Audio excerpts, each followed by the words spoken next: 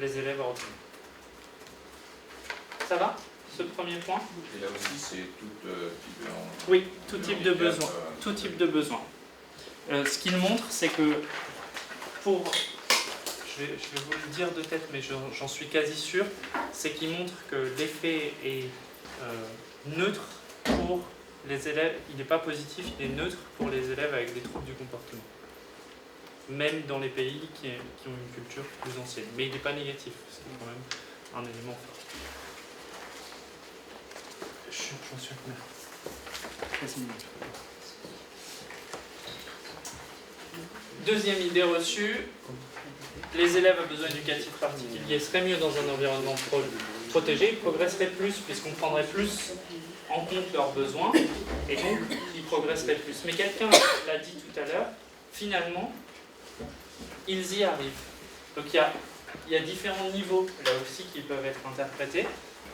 Et premier résultat que je voudrais vous montrer, c'est une étude américaine qui met en relation le temps passé dans l'ordinaire avec la performance à un test standardisé selon les différents types de troubles. Et ce qu'il montre, c'est que plus les élèves à besoins éducatifs particuliers passent de temps dans le système scolaire, plus ils performent à ces tests standardisés. Quelle critique vous pourriez faire sur cette étude-là? On n'a pas la comparaison avec Exactement. leur performance.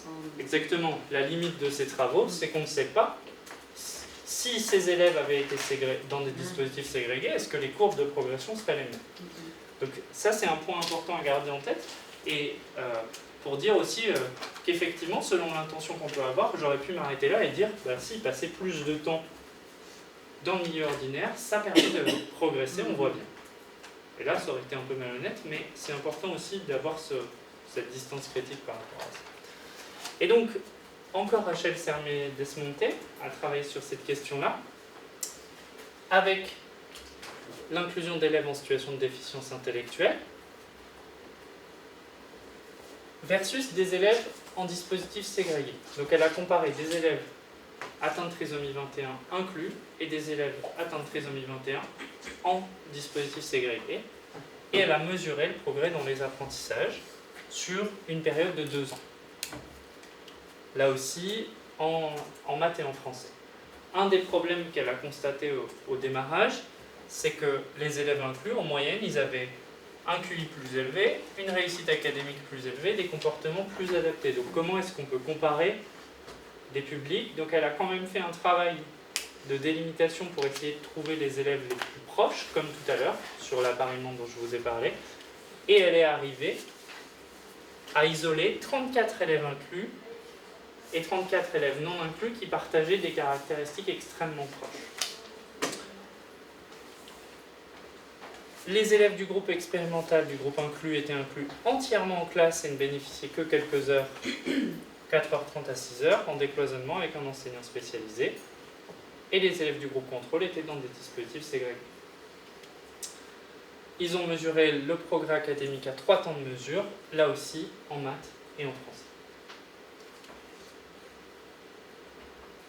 Ce que l'on constate en maths, pas de différence sur la progression académique entre les ségrégés et les inclus. Par contre, en français, la courbe de progression et le niveau de performance finale est significativement différent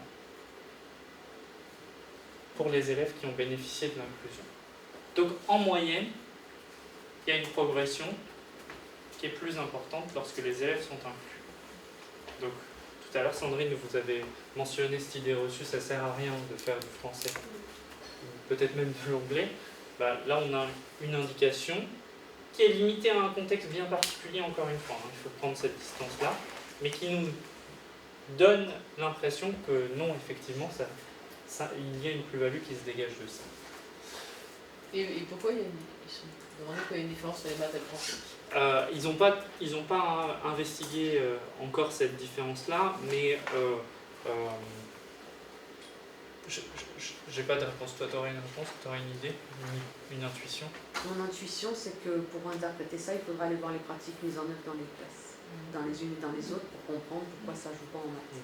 Et puis je pense que plus le niveau scolaire monte, donc tu as dit qu'il faisait en CE2, CM1, CM2, Oui. plus les élèves qui présentent une déficience intellectuelle, comme plus c'est compliqué en mathématiques de suivre la cohorte.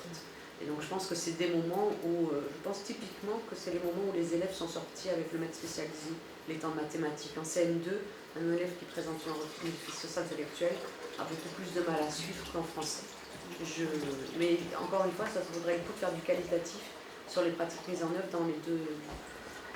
C'est pas mieux. Ce qu'on observe, c'est que c'est pas mieux de toute façon Oui, en en ségrégé.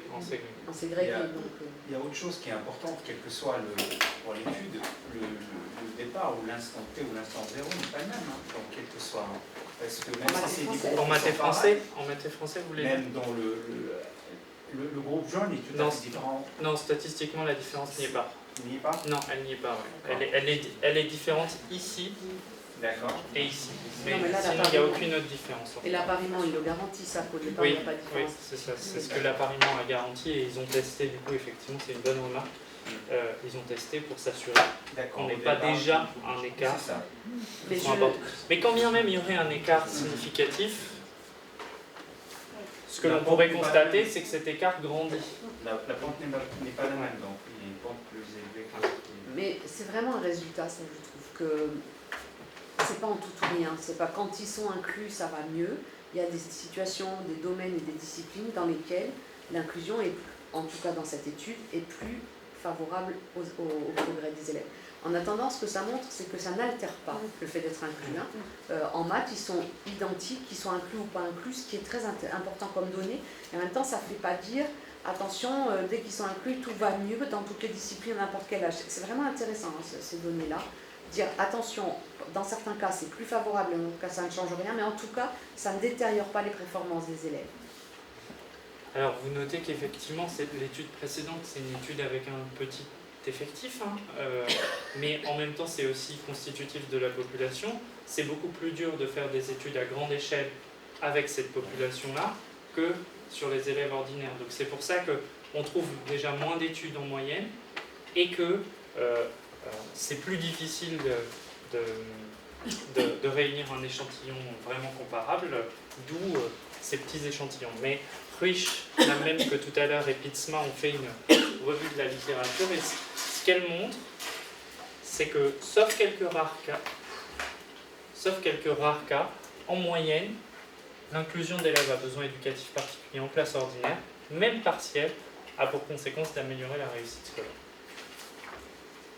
Une des hypothèses derrière ça, c'est que le niveau d'ambition proposé dans l'école ordinaire par rapport à ce qui est proposé dans le dispositif ségrégé est déjà plus élevé, ce qui permet évidemment de tirer vers le haut l'ensemble du groupe. Et par ailleurs, c'est un des avantages aussi, c'est que quand on est confronté à des élèves qui sont en difficulté, mais qui sont moins en difficulté que moi, ils jouent un peu le rôle de modèle et les tirent potentiellement vers le haut. Je sais que c'est pas franchement logique comme ça de premier abord, mais pour eux, ça leur sert d'appui potentiellement.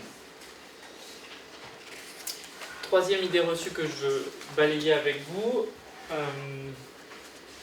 les élèves à BEP seraient mieux dans un environnement protégé, ils seraient moins victimes de discrimination de la part des autres élèves. Vous l'avez évoqué aussi comme une idée reçue à un moment donné en disant mais je ne sais plus exactement. Comment vont réagir les autres élèves de la classe? Comment vont réagir, il est malheureux dans la classe, etc. Oui. Et là aussi il y a des données qui sont intéressantes. Les premières que je veux vous présenter, c'est celles de Macmillan et collaborateurs, qui ont fait aussi une revue de la littérature, ils ont regardé toutes les études, et ils se sont intéressés au lien entre le contact que les enfants ont avec les personnes en situation de handicap et leurs attitudes envers le handicap. Est-ce qu'ils ont une attitude positive ou négative selon le nombre d'interactions qu'ils ont avec les élèves? Et ce qu'ils montrent, sur ces 35 études, 22 montrent que plus j'ai de contact avec des élèves en situation de handicap ou des gens en situation de handicap, plus j'ai des attitudes positives. 11 ne montrent aucun lien et 2 un lien négatif. Pourquoi est-ce qu'il y a de la variation et que ce n'est pas unanime? C'est parce qu'en fait, le contact, ça ne se décrète pas. Ce n'est pas juste effectivement de partager la classe, de faire entrer l'élève et de dire bah, il est là, tu vois, ça va améliorer tes attitudes, tu vas avoir moins de stéréotypes. Mais pour que ça fonctionne, il faut qu'il y ait une co-construction, il faut qu'il y ait des objectifs communs, il faut qu'ils partagent des choses ensemble. Il ne suffit pas juste d'une présence. Dans ces 35, il y avait 22 études qui comparaient des contextes inclusifs à des contextes non inclusifs, et là aussi, on trouve en moyenne plus de liens positifs, neutres, et ces 2 études négatives sont dans ce contexte-là.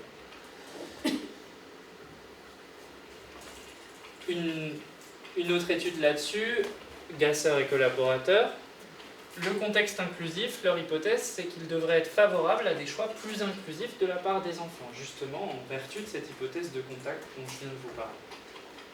Et donc, ce qu'ils ont fait, c'est qu'ils ont pris 420 élèves qui appartenaient soit à des classes inclusives, soit à des classes non inclusives, et ils leur ont soumis des histoires. Dans le cadre d'entretien, ils leur ont soumis des histoires, par exemple celle-ci. Pendant un cours d'éducation physique, 2 équipes jouent au tir à la corde. Chaque équipe doit être composée de 3 enfants. Dans l'une d'entre elles, il n'y a que 2 enfants, Sarah et son amie. Mélina, une enfant avec une situation de handicap mental et une bonne force physique, demande si elle peut rejoindre le groupe. Il y a également Laura qui possède une bonne force physique et qui demande de rejoindre le groupe. Donc vous voyez qu'entre Mélina et Laura, le seul élément qui varie, c'est le handicap. Contrairement à Mélina, elle n'est pas en situation de handicap. Sarah ne peut pas inclure les 2 enfants dans le groupe, car 4 contre 3, ce serait injuste. Elle doit décider entre Mélina et Laura. Qui va choisir Sarah? Qui va choisir Sarah? Pourquoi? On leur posait cette question-là.